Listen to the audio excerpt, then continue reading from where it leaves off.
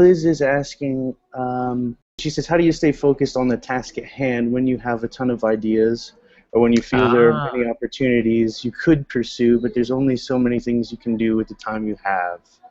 It's if you don't mind me referencing something I wrote, I think the URL is sivers.org/donkey, Mm-hmm. and the metaphor is I think it's pronounced Burdian's donkey or Burdian's mule or something. Apparently, there was a kind of fable of the mule who's standing in a field and there's a pile of food right here and water right there, and they're equal distant from him, and he can't decide which one to go to, and eventually dies of starvation and thirst because he can never make the decision, right?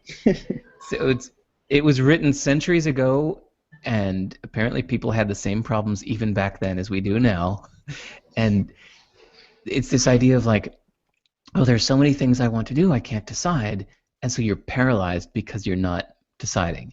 So the first step is to just realize that paralysis will kill you, career-wise, if not health-wise, and to just overcome it and not be a donkey, and realize that there is such a thing as the future, and you can use it.